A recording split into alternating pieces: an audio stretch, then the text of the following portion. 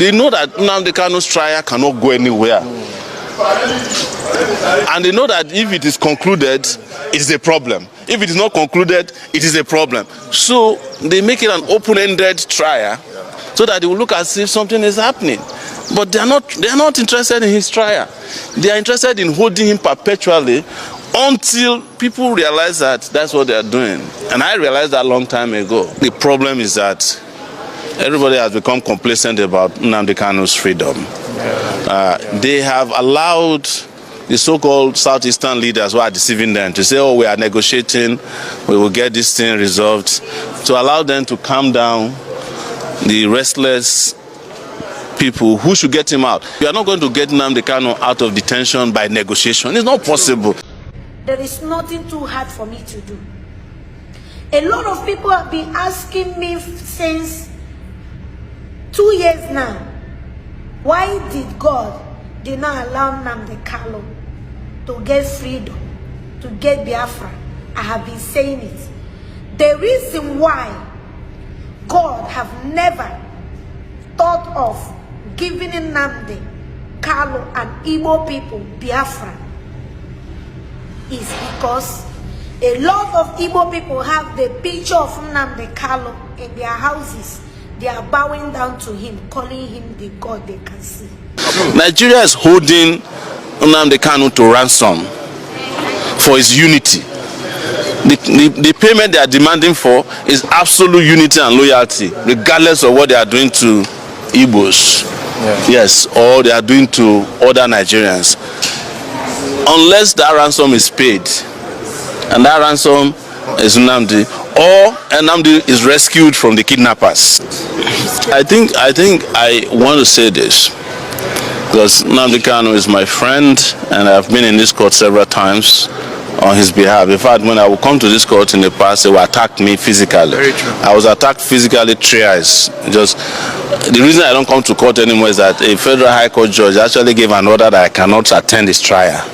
This current trial, yes. He mentioned my name specifically, so I don't want to waste my time coming to court, but it will be more than, I think the problem is that everybody has become complacent about Nnamdi Kanu's freedom. They have allowed the so-called Southeastern leaders who are deceiving them to say, oh, we are negotiating, we will get this thing resolved, to allow them to calm down the restless people who should get him out. You are not getting, this is what I should tell you, you are not going to get Nnamdi Kanu out of detention by negotiation. It's not possible. Nigeria is holding Nnamdi Kanu to ransom for his unity. The payment they are demanding for is absolute unity and loyalty, regardless of what they are doing to Igbos, yes, or they are doing to other Nigerians. Unless that ransom is paid, and that ransom is Nnamdi, or Nnamdi is rescued from the kidnappers. Look, all these razzmatazz we are seeing in Nigeria in the courts, Nnamdi Kanu's trial has nothing to do with judges. If the Supreme Court justices decide that Nnamdi Kanu should be freed, he will not be freed. Yes. The DSS will not leave him. True. Because that has happened several times.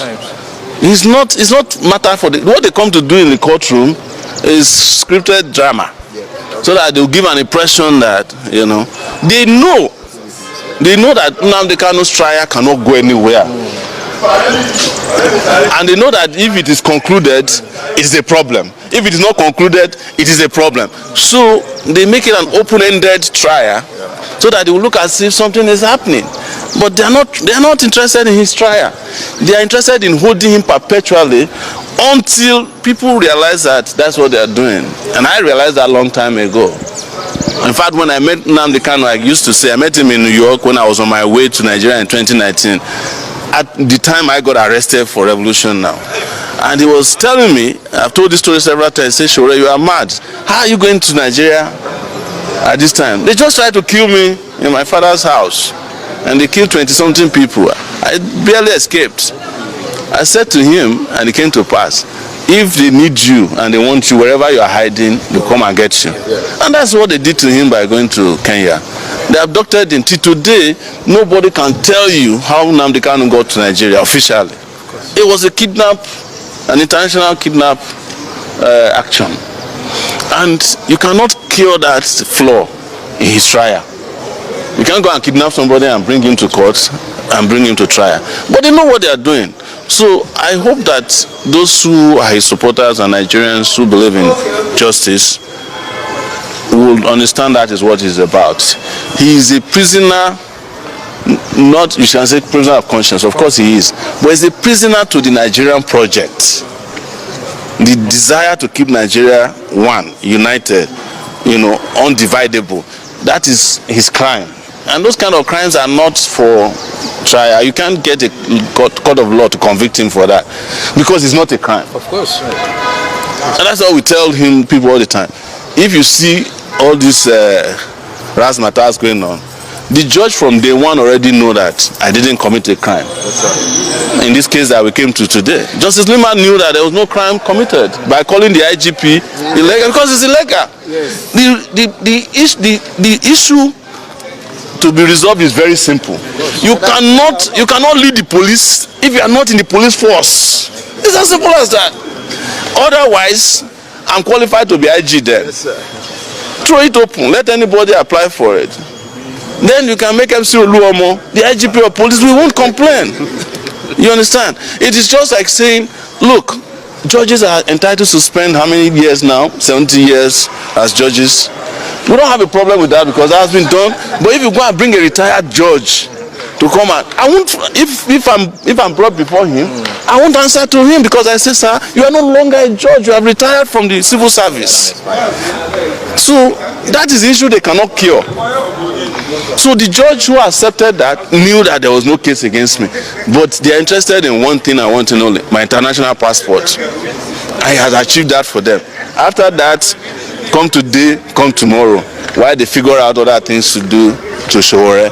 So that's what it's all about. Lastly, sir, yes. The chairman is saying that the perception that they are not interested in prosecuting high-profile cases is false, and that the agency is committed to that. He made that remark in Mosa over the weekend.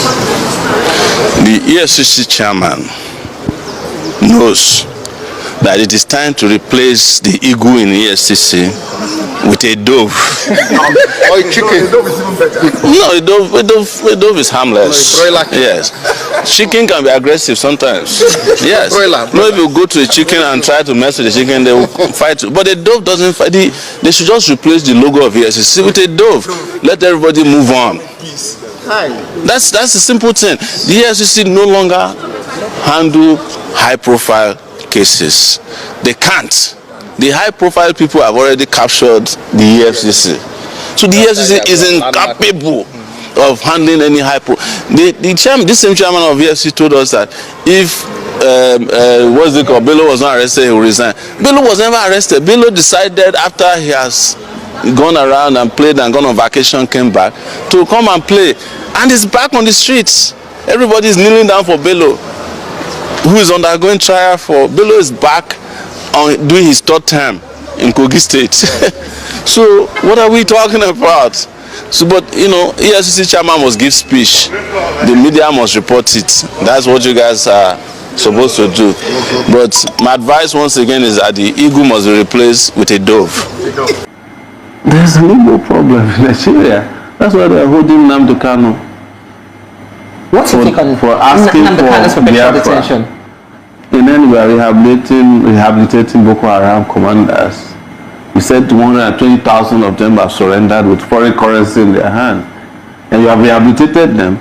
But one guy who says, we want justice, we don't want to stay in Nigeria, we are holding him perpetually using the judiciary or judicial, subterfuge to keep the trial. And everybody who knows what they are doing understand that it's not a judicial matter. So Nnamdi is essentially a political prisoner. He's a political hostage. Well, I'll call him not a political because he may not. Whomever is in power, except me, will keep him in jail. So do you think that it was generally an endangered species in Nigeria? Going back what you just narrated? The truth, that's the truth. Nigeria did not forgive Igbo since the end of the Civil War. What did they do? Because they challenged the real estate of the British called Nigeria. So, and they didn't forgive them since then. So everything that's been done after that, we know this is the unspoken truth about the country called Nigeria, that they did not forgive Igbos for the Civil War. The Igbos were the victims and they have forgiven the victims. So why is it difficult for the victors to... We are preaching to the choir. And because he had mentioned once that, in an interview, he had mentioned that the Igbos will never be president of Nigeria. There is a perpetual, narration to keep the Igbos where they are. Yes, it's not about to be the presidency. If they find an Igbo man that is malleable, that can work in their interests, they can make him president if he doesn't have any power. You can be a president of Nigeria and not have the powers of the president. When they wanted to destroy the landmark, who was the minister in charge? It's not an Igbo man. And Moka is Igbo speaking, also fighting. It's easier for them to use an Igbo man to carry out. If it was done by a Yoruba man, the uproar would have been worse. But you find an Igbo minister of works to help you demolish Igbo businessmen. Can't you see them? So it's easier that way. It's manipulation. It's how Nigeria manipulate people. But I'm not saying that if he was a Yoruba minister, he cannot demolish. They will do it too. It's easy. Anybody could have done it as long as there's an agreement to do it. Because beyond just ethnicity, there's also an elite conspiracy against Nigerian people. So an average poor person is endangered. But you are likely more endangered if you have committed a generational crime against the Nigerian real estate. Owned by being an Igbo man. Of course, that's the truth. That's why you were saying, oh, you are Yoruba man.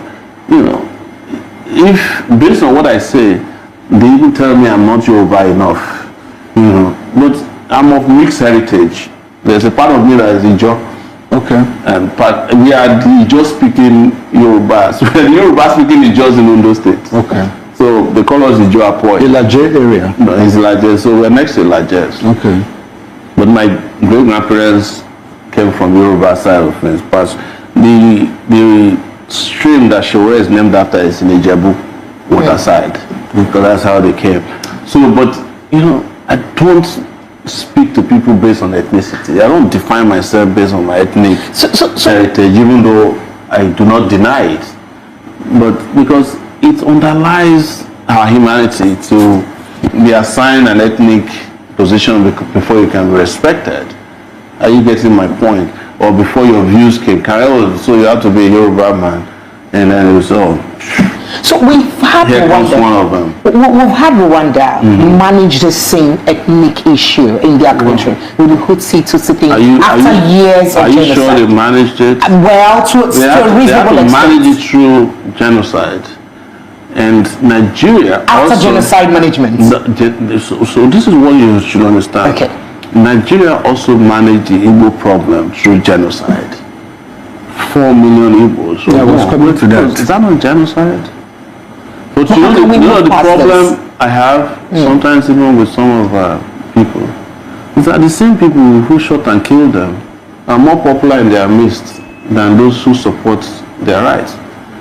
The ambassadors of this world are embraced as authentic people, but these are the people who went and used third commando to massacre Igbos. What did they name this airport after? Murtala Mohammed, one of the most notorious killers of Igbos.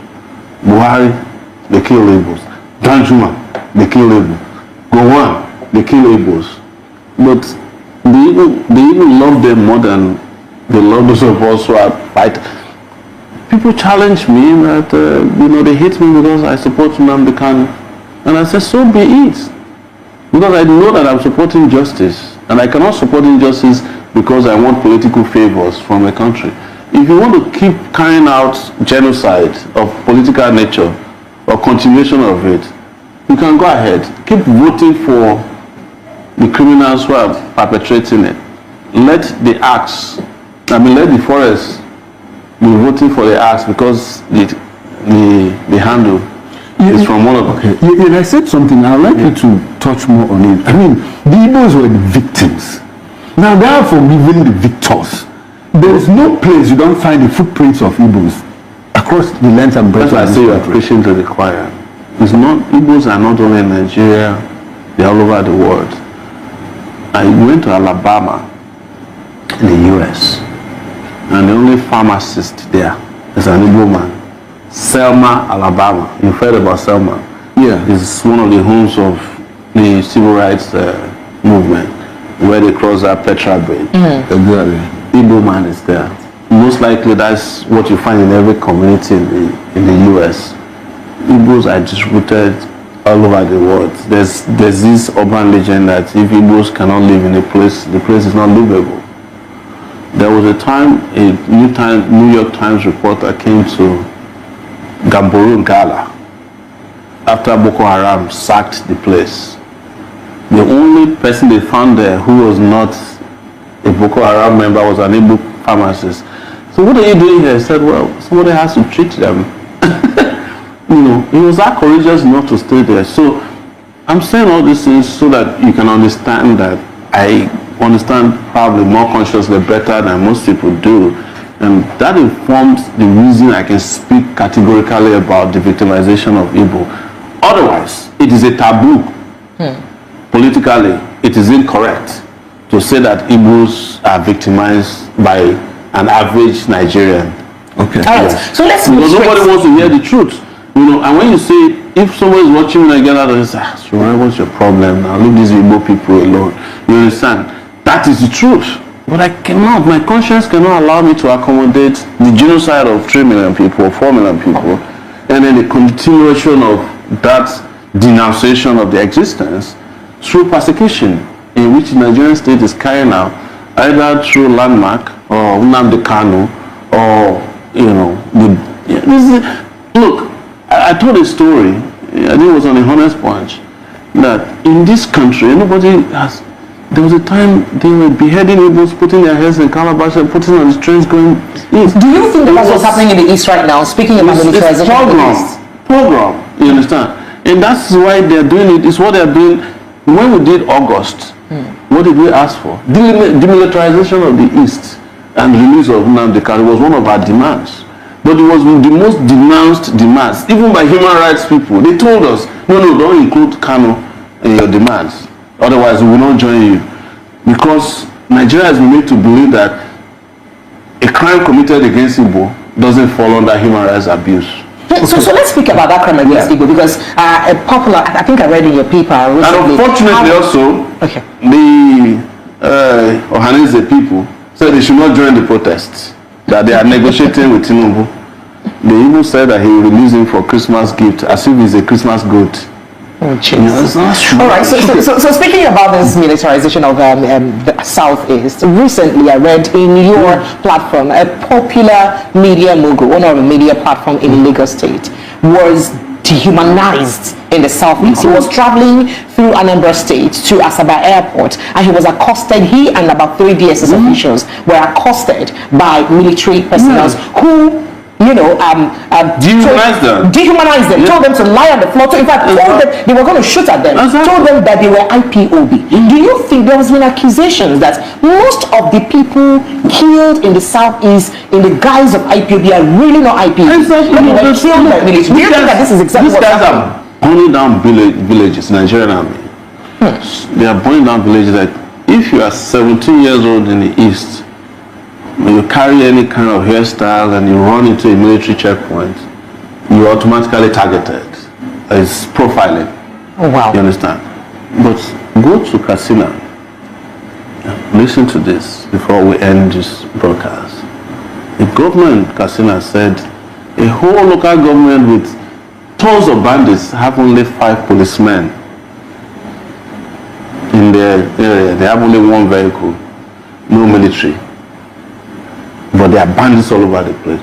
Why is it that banditry and terrorism in the north is treated with kid gloves, and people who are asking for what is recognized by the United Nations as self-governance, the request for self-governance, is treated as a crime against the state?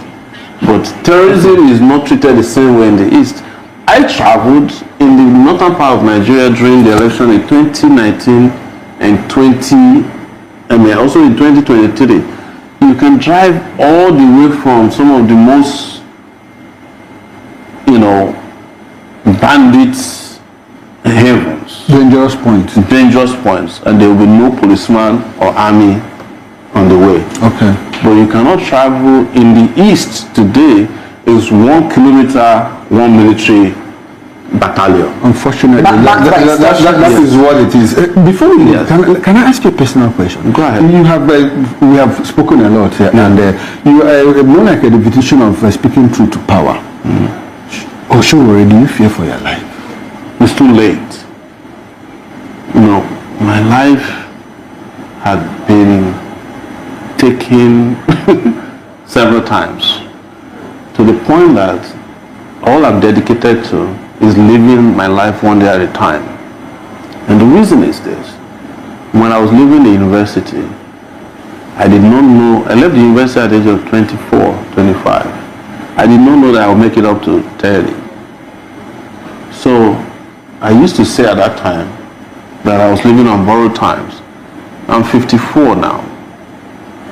If I die today and an autopsy is performed on me, they will find the heart of a 90-year-old man inside my body, because it's been a lot.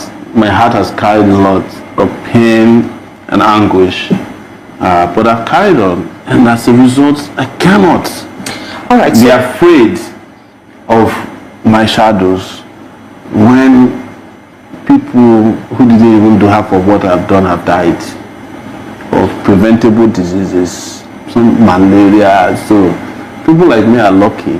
And if you look at the life expectancy of a Nigerian man, I think it's now 50-something, 56, 54. 56. So I've lived a few months above that. I'm going to be 55 in February. I've tried. You're not going anywhere yet. Well, before you go, before you start going where you want to go to, let's look at 2027. There's been lots of, chess playing here and there against 2027, and then coalition of, some people are already saying that there is no way anybody can beat Ebola Ahmed Tinubu, in any election, irrespective of his performance. No, if they don't come together. What do you think is the way forward? You can beat Tinubu in an election, but you cannot beat him in a selection, and that's what they are planning. They are not going to have another election. Are you serious? Yes, they're not. How planning. do you mean? Well, let's start from here. Who conducts the election? INEC. Right? Go and find out how many federal electoral commissioners were appointed by Tinubu who are APC card-carrying members to replace the ones that are retired. Almost, infinite. Did you know that Bola Tinubu appointed 11 Supreme Court justices since he came to power? These two bodies. So there is no hope in Nigeria will continue like this? Well, if you don't want to continue like this, make it very clear that we can't continue like this. And that has to happen now. But if you don't, you are going to continue worse than this in the next few months and years to come.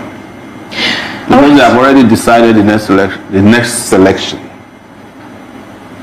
That's a tough call. Yeah, but they may not. The only thing that I'm hopeful about is that they may not be as lucky as they did last time. Because I think people are tired too. Do you think they really are tired? Well, they're tired, but the question is, do they have the energy to push back? That's the question. But in terms of tiredness, you can see it's written all over the horizon. Nigerians are tired. Why do you think they lack the energy to push back if they're really tired? You see, Nigerians have, I'm going to say something that will be controversial. Nigerians have a gene in their DNA called the happiness gene. It's called the happiness gene. And they are happy regardless of what they go through, what I call foolish happiness. Well, naturally, but there's nothing wrong with being happy. Yes, but how can you be happy when you should be sad?